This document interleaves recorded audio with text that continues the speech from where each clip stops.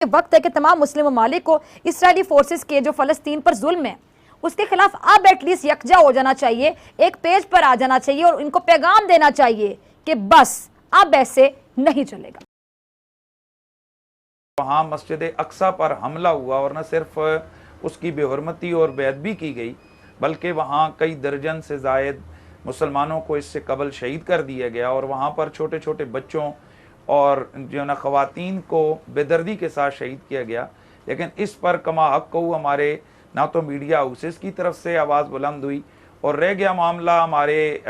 56 سے زائد اسلامی ملکوں کے حکمرانوں کا، تو یہ تو میرے خیال میں بھانگ پی کر سوئے ہوئے ہیں۔ اللہ ماشاءاللہ اللہ تعالیٰ طیب اردگان کو سلامت رکھے، اور اس طرح ایک آدھ صاحب اور ہیں کہ جنہوں نے غیرت ایمانی غیرت ملی کا مظاہرہ کیا ہے۔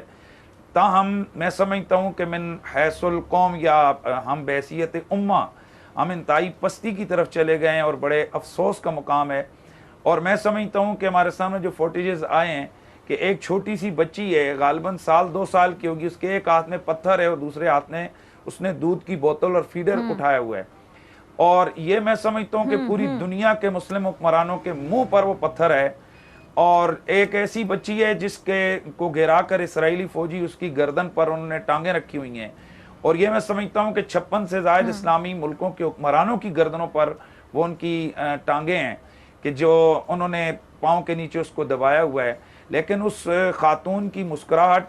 اس بچی کا جذبہ، اور 6 سال کے عبد المقیت کا وہ جذبہ کہ جو سیدھی گولی آ رہی ہے، گن اٹھائی ہوئی ہے، اور وہ پتھر کے ساتھ جا کر اسرائیلی فوجی کے منہ پر مار رہا ہے، تو وہ یہ جھنجھوڑ رہا ہے اس امت اور اس قوم کو کہ قرآن کے اس آرڈر کو یاد کرو، قرآن کے اس فیصلے کو یاد رکھو۔ قرآن کہتا ہے انتم الاعلون ان کنتم مومنین، کہ غالب تم نہیں رہنے، لیکن شرط اس کے لیے ہے کہ تم مومن بن کے رہو، اپنے ایمان کو سلامت رکھ کے رہو۔ محترمہ فضا صاحبہ، آج کیا برنا پا اور ہاتھوں میں غلیلیں اٹھائے ہوئے مضبوط اور جرأت مند فلسطینیوں نے پوری دنیا کو جھنجھوڑ کے نہیں رکھ دیا ہے کہ جو ایٹامک پاور اور اس وقت بہترین دفاعی صلاحیت کا حامل اسرائیل، آج وہ چیخیں اس کی ٹویٹر پہ دیکھیے، آپ ان کے سوشل میڈیا پہ دیکھیے، ان کی چیخیں دیکھیے، اور جناب ان کی حالت دیکھیے۔ کیا یہ ہمارے حکمرانوں کے سمجھنے کے لیے کافی نہیں ہے کہ اگر بے سر و سامانی کے عالم میں چند ہزار جو نوجوان ہیں، اگر وہ اتنے بڑے ملک کو اگر وہ گھٹنوں پر لا سکتے ہیں، تو کاش ہمارے ایٹم بم، ہمارے میزائل یہ اچار اور یہ جناب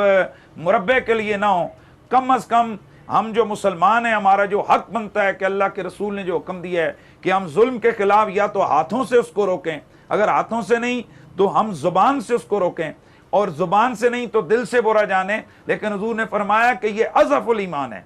جناب صاحب، جو سوال آخر میں پوچھا مفتی حنیف قریشی صاحب نے، اور انہوں نے کہا کہ ہمارے آرمی چیف، ہمارے وزیر اعظم، ہماری حکومت، ان کو ایک سٹینڈ لینا چاہیے، تو آپ کو لگتا ہے کہ یہ سٹینڈ ہم لے سکتے ہیں؟ اور کسی حد تک پاکستان بہت کھل کر بات کر ہے اس ایشو پر، تو آپ کتنے مطمئن ہیں اس سے زیادہ بھی کچھ کیا جا سکتا ہے؟ بسم اللہ الرحمن الرحیم۔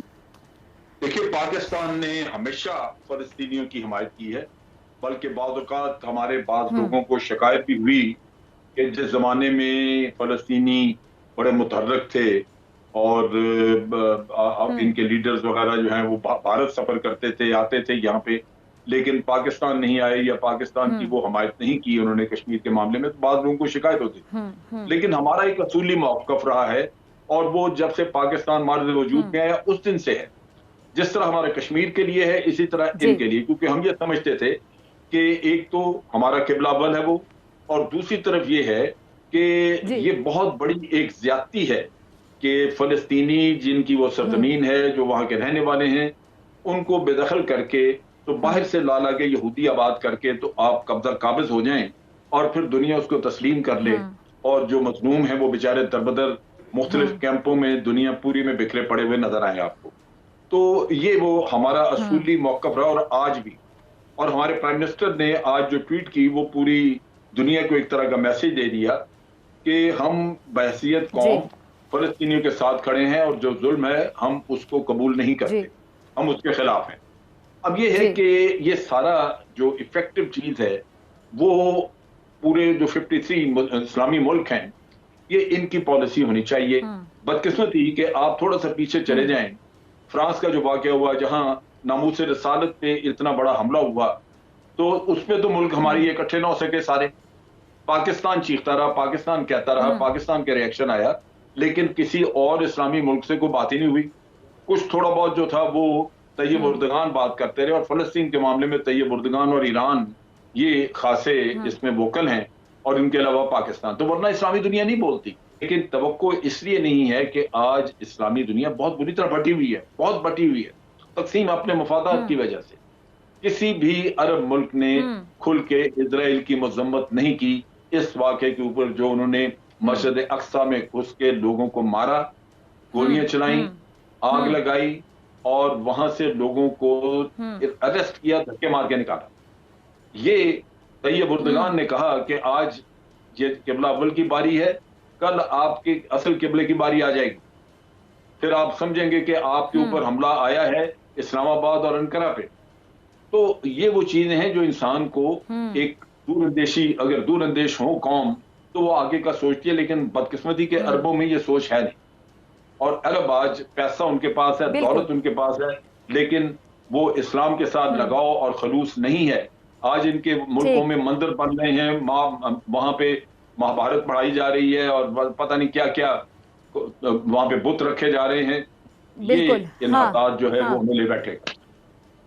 ٹھیک ہے مفتی صاحب، اپنے جنرل صاحب کو بھی سنا، بڑی انہوں نے اچھی بات کی، بالکل صحیح بات وہ کر رہے ہیں. اچھا، اب عرب کے کچھ ممالک جن کا ذکر کر رہے ہیں ابھی جنرل صاحب، جو خاموش ہیں، جو کھل کر مخالفت نہیں کرے، تو مفتی حنیف قریشی صاحب ہم یہ سمجھ سکتے ہیں کہ ان کا مفاد ان کے لیے ان کے ایمان سے یا مذہب سے اوپر آ گیا، یعنی ترجیحات میں، پرائیورٹیز میں مفادات ہیں، اور وقتی مفادات کہہ دوں تو غلط نہیں ہوگا کیونکہ یہ تو جہان فانی ہے، یہاں سے تو جانا ہے، ٹیمپریری ہے، لیکن ایمان ہم اپنے ساتھ لے کر جائیں گے اس اگلے جہان میں جو کبھی ختم نہیں ہوگا. اکثر کہا کرتا ہوں کہ جن کے ہاتھوں میں شراب ہوتی ہے لیکن اوپر لیبل زمزم کا لگایا جاتا ہے، تو یہ اسی طرح ہے کہ جیسے بکری کے اوپر، سور کے اوپر بکری کا ٹیگ لگا لیا جائے، یا ایک پیپسی کے اوپر، اپنا شراب کے اوپر پیپسی کا ٹیگ لگا لیا جائے، تو یہ چیزیں حلال نہیں ہوتی. اسی طرح کا ان کا مزاج بن چکا ہے ان عرب حکمرانوں کا، اور ضرورت اس امر کی ہے کہ کسی نہ کسی کو تو کچھ کرنا پڑے گا. میں سمجھتا ہوں کہ صرف دو ریاستیں ہیں کہ جو اسلامی نظریے کے اوپر، اپنا ایک خاص مذہبی نظریے کے اوپر جو ہے نا قائم ہوئی ہیں. ایک اسرائیل ہے اور دوسرا پاکستان ہے. اسرائیل بنیادی طور پر یہودیت کے نظریے پہ قائم ہوا ہے، اور پاکستان نظریہ اسلام پہ قائم ہوا ہے. تو اب وقت ہے کہ پاکستان قیادت کرے امہ کی، اور پاکستان کو اب امہ پاکستان کی طرف دیکھ رہی ہے. دیکھیں، آپ اٹامک پاور ہیں، تو آپ سے جو ہو سک رہا ہے، اور قوموں میں غیرت سب سے بڑی چیز ہوتی ہے، اور یہ حکمرانوں میں بھی. یہ ٹھیک ہے، ہمیں معلوم ہے کہ ہماری اکانومی کے مسائل ہیں، ہم گھرے ہوئے ہیں، لیکن آپ کے پاس ایٹم بم ہے، ایٹامک پاور ہیں آپ. اور ایٹامک پاور ہونے کا کیا مطلب ہے کہ اگر آپ واضح طور پر کھل کر کسی چیز پر سٹینڈ لیں، تو میں نہیں سمجھتا ہوں کہ یہ جاریت اور درندگی جو اس وقت مسجد اقصیٰ کے دائیں بائیں یا فلسطینی جو مقبوضہ علاقے وہاں پر ہو رہی ہے، یہ قائم رہ سکے. اور پھر اگلی بات یہ کہ ایک حماس چھوٹا سا گروپ ہے، یا الاقصیٰ برگیڈ ہے، یا القدس برگیڈ ہے، یا اسی طرح دوسرے جو ان کے مجاہدین ہیں. بھائی، کشمیر سے ہمارا رشتہ بہت پیارا ہے کہ ہمارا یہاں وہ ہمارے ملک کا حصہ ہے، لیکن مسجد اقصیٰ وہ ہمارے ایمان کا اس کے ساتھ ریلیشن ہے، ہمارا قبلہ ہے، وہ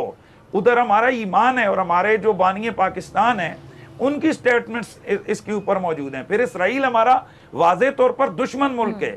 تو بھئی، آپ دشمنی کا کیا مطلب ہے؟ آپ اس کو کیا، کہاں، کب اس کو سامنے لائیں گے؟ تو مقصد یہی ہے کہ جو آپ اس وقت خربوں ڈالر، اربوں ڈالر جو دفاع پہ لگا رہے ہیں، تو اس کا مقصد کیا ہے کہ جب امہ پہ یا ملک پہ، قوم پہ یا اسلام پہ جب مشکل وقت ہے، تو اس وقت آپ کے یہ ایسٹس آپ کے کام آ سکیں. تو میں یہ سمجھتا ہوں کہ اس وقت پاکستانی گورنمنٹ کو، ویسے عمران خان صاحب بہت ساری جگہ اچھا سٹینڈ بھی لے لیتے ہیں. کل کے ان کا سٹیٹمنٹ جو آئی، اس نے بڑا مایوس کیا کہ جب انہوں نے کہا کہ ہم اکٹھے بیٹھے تھے شہزادہ سلیمان اور وہاں بادشاہ جو سلیمان صاحب ہیں، یا جو ہے نا محمد بن سلیمان، میں بھی تھا، لیکن ہماری وہاں پر اس مسئلے پر بات نہیں ہوئی. تو ہمیں شدید تکلیف پہنچی کہ بھئی اتنا بڑا مسئلہ ہے،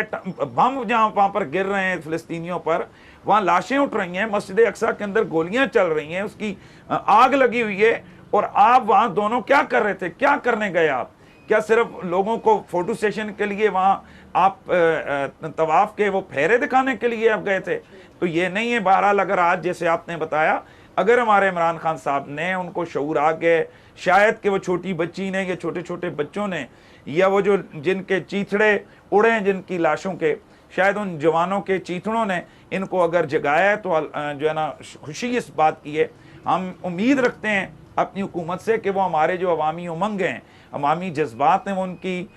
پاسداری کرتے ہوئے وہ کھل کھلا کر اس پر سٹینڈ لیں گے. اور اگلی بات جو عرب حکمرانوں کے حوالے سے میں یہاں یہ بھی آپ کے سامنے عرض کر دوں کہ ہمیں ان پر توقع نہیں رکھنی چاہیے. وہاں سے آپ کو اسلام کی بات نہیں ملے گی. سعودی عربیہ کے جو بانی لوگ ہیں، مطلب میں اس تاریخ کے ایک تلخ حقیقت ہے اس کو دیکھیں، انہوں نے تو اسرائیل کے حوالے سے معاہدہ کیے ہوئے، ان کا ریٹن معاہدہ موجود ہے، ابھی آپ نیٹ پہ دیکھ لیں کہ ہم کبھی بھی اسرائیل پہ حملہ نہیں کریں گے.